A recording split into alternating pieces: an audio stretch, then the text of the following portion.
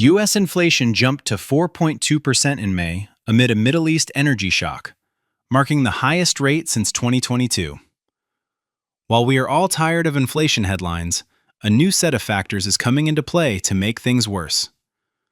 Last month, the Producer Price Index saw its biggest spike in 10 years, surpassed only by the peak of post-pandemic inflation. Why is this happening? Rising fuel costs are driving up shipping prices for almost everything.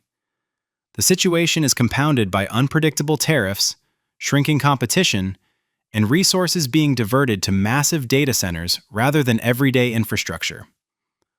Ultimately, when businesses face higher costs, those expenses are passed on to consumers like us. It is simply a matter of how much and when. When Producer Price Index hits such numbers, there is much more at stake than just consumers paying higher prices. Today's sticky inflation is creating a major dilemma for the Fed. By the book, the way to fight inflation is to raise interest rates. However, doing so risks increasing the burden of the national debt, triggering hiring freezes, and tipping the economy into a recession.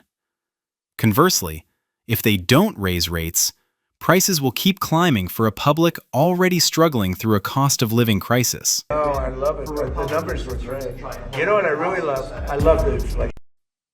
While inflation has lingered, a few temporary factors have shielded us from its full force. But that protection may soon disappear. The first layer of defense was pre-bought inventory.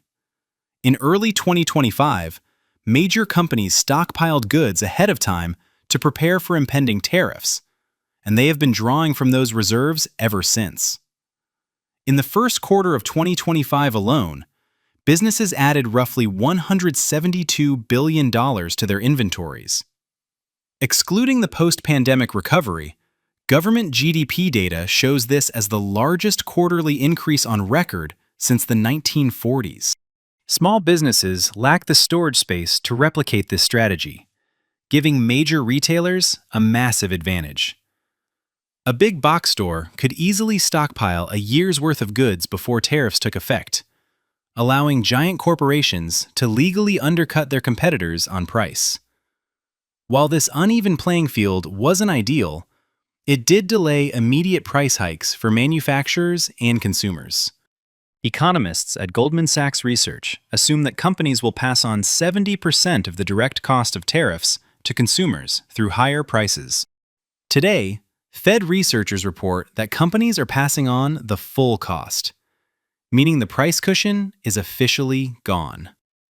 Once these stockpiles completely run out, we will face the raw impact of higher manufacturing and import costs, which are currently rising 1.5 times faster than regular inflation. The second shield we had been benefiting from is the Strategic Petroleum Reserve. While private corporate stockpiles protected us last year, the federal government is now doing the heavy lifting. The Strategic Petroleum Reserve is a massive crude oil stockpile kept in 4 secure underground caverns for precisely this kind of crisis. Releasing this oil stabilizes the market and prevents extreme price spikes, but the supply is finite. Official data shows the reserve has shrunk from 411 million barrels to 349 million since January. Following these historic drawdowns, it currently sits at less than half of its 711 million barrel capacity, a depletion rate that is only sustainable if the conflict in Iran ends within weeks. However, the conflict is already over 4 months old. Despite recent peace talks, a return to normal will take time.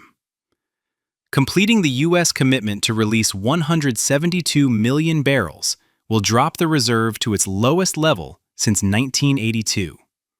For context, the historic 1980s oil crisis took 2 years to drain the reserve this deeply. This time, we reached the same point in just 100 days.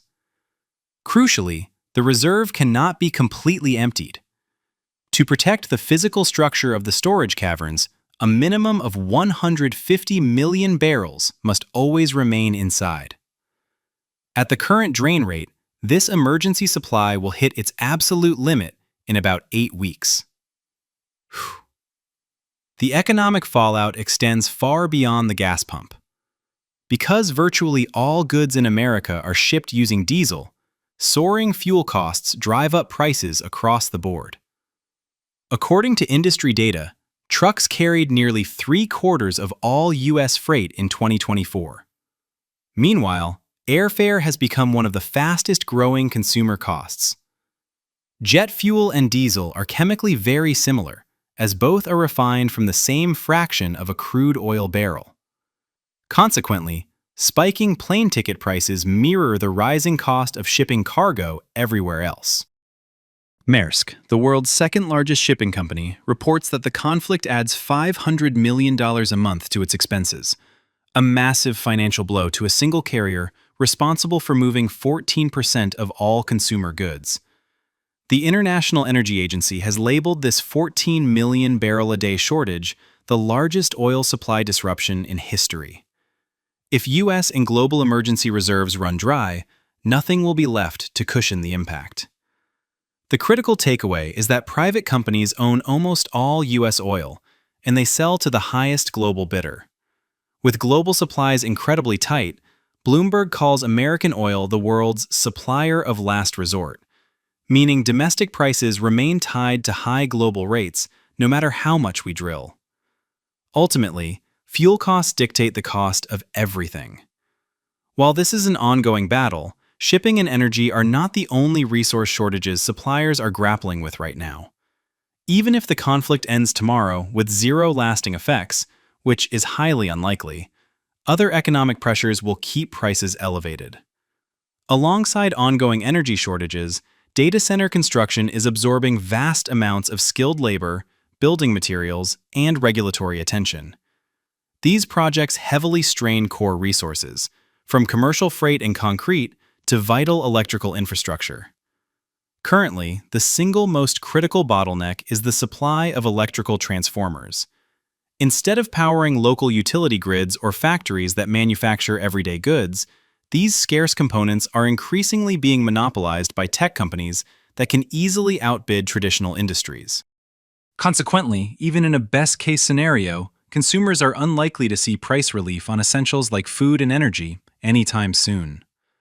In the meantime, a transformer sitting idle in a tech warehouse does nothing to alleviate utility costs for everyday households. Because local power companies must pay premium prices simply for basic grid maintenance, these inflated expenses are ultimately passed on to every consumer, regardless of whether a data center is operating nearby. As these factors, depleted inventories, surging energy prices, and the data center boom, converge, they are driving inflation upward once again. While there is definitely a lesser-known subset of winners benefiting from these economic shifts, those who bear the heaviest burden are everyday people.